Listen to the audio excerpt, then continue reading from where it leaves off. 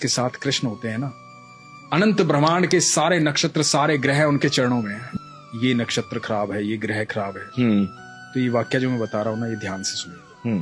तो हुआ यूं कि जब भगवान 5 जगह मांगने आए थे कौरवों से, कहा था कि 5 जगह दे दो, पांडव आराम से रहेंगे, तुम आराम से रहना, कोई झगड़ा, कोई विवाद, कोई युद्ध नहीं।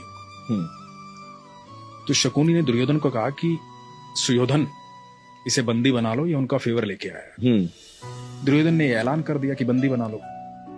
अब ठाकुर जी को कौन बंदी बना सकता है? तो पहली बार ठाकुर जी ने अपने जीवन काल में पहली बार वो ऊर्जा दिखाई थी, वो लाइट दिखाई थी कि मैं हूं को।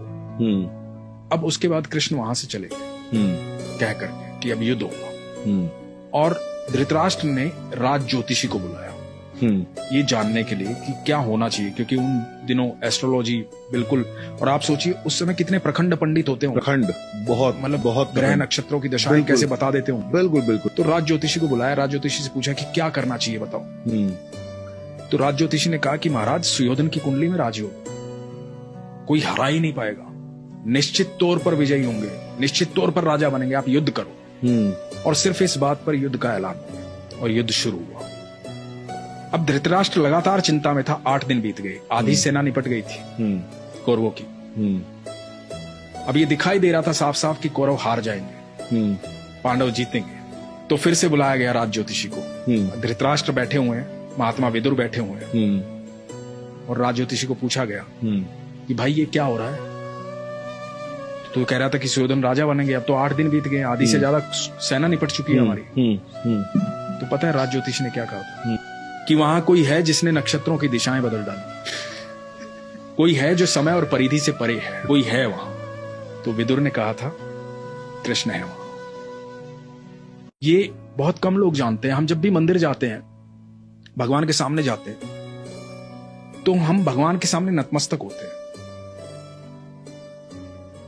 इसके 2 कारण बताता हूं मैं आपको। हम भगवान के सामने नतमस्तक क्यों होते हैं, अपना सर क्यों झुकाते हैं भगवान के चरणों?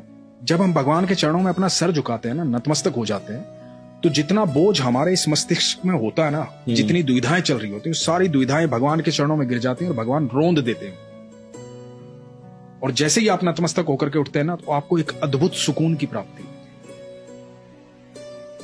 और ये क्रिया आप लगातार करते रहते तो आपके जीवन में दुख नहीं आता, क्योंकि आप भगवान के सानिध्य में रहते हैं। क्योंकि दुख की एक खासियत होती है, दुख बड़ा भोला भाला होता है।